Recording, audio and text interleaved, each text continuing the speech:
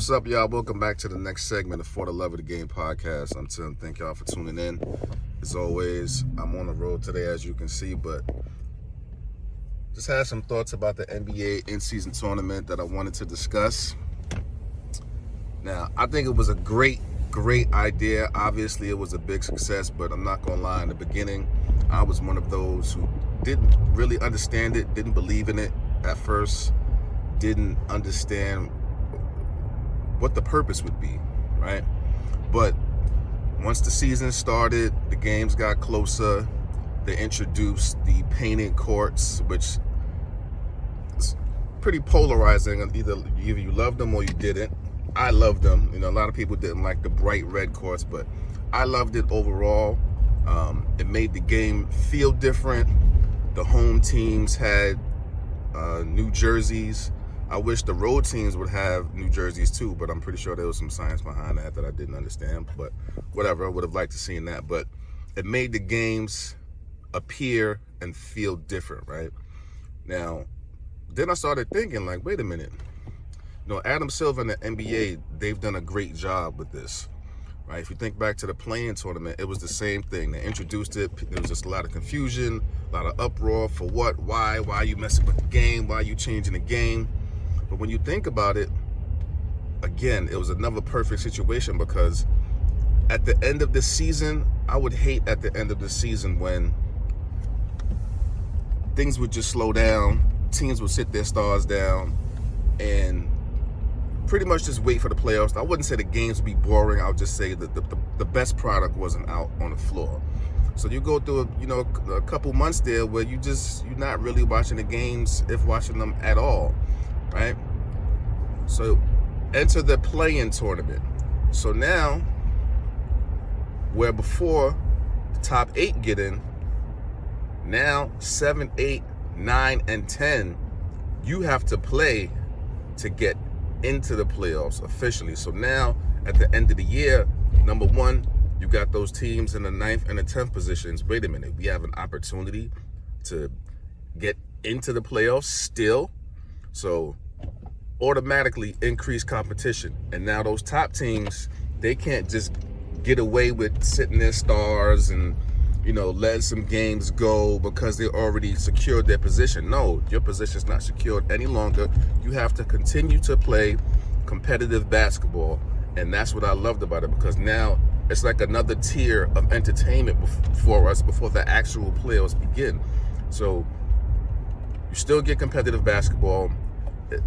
You get increased entertainment. You get increased entertainment before the playoffs start. So back to the in-season tournament, same idea, just a different time of the season, right? Where now it's the beginning of the season, and the beginning of the season, guys were not taken seriously at all. So at least for a lot of, again, I don't want to call it boring. I'll just say not your best product, because you're not seeing competitive basketball, right? So you start thinking about it. Who's going to take the NBA in-season tournament seriously? The young guys. The young guys coming in the game.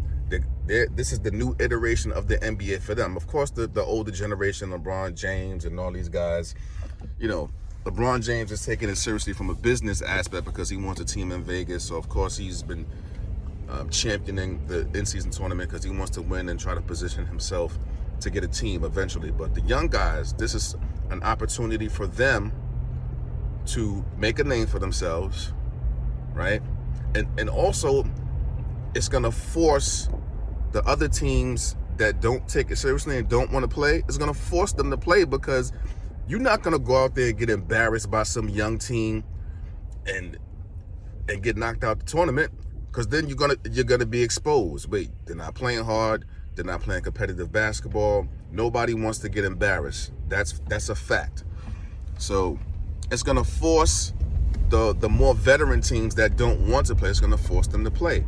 So I thought that was great. Now, once the tournament started and the regular season games, the games count towards the regular season. At first, it just felt like regular basketball. But then once you started seeing teams like the Pacers taking these games seriously, turning up the competition, and playing hard, then it's like, wait, it showed itself. Guys do not want to get embarrassed.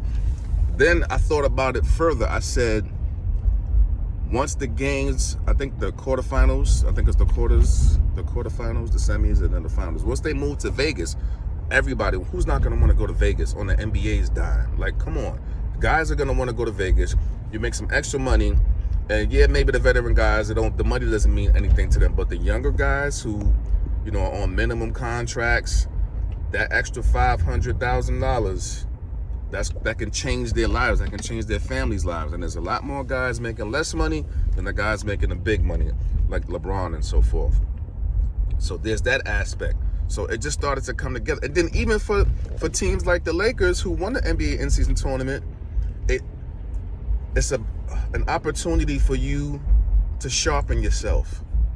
And even LeBron James mentioned this. It was an opportunity for the young guys who've never been to the playoffs to get playoff level competition, right? Now, technically, that should, if you win it and you play well, that should set you straight for the remainder of the season. This is how we need to play if we want to win games. This is what it feels like to be in a playoff-like atmosphere. Now, for whatever reason, Lakers, they won the in-season tournament, they go on a losing streak.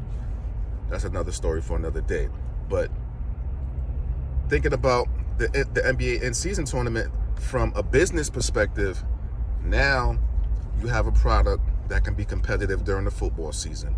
You have a product that's competitive in the beginning of the season that rolls right into the Christmas games, right?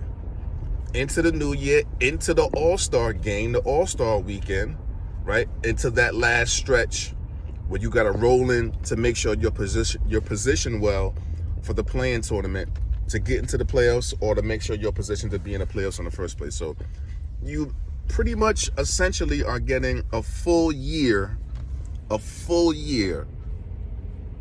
competitive basketball. I think this is probably the closest they're going to get, but I mean, what more can you ask for? They made it competitive in the beginning of the year.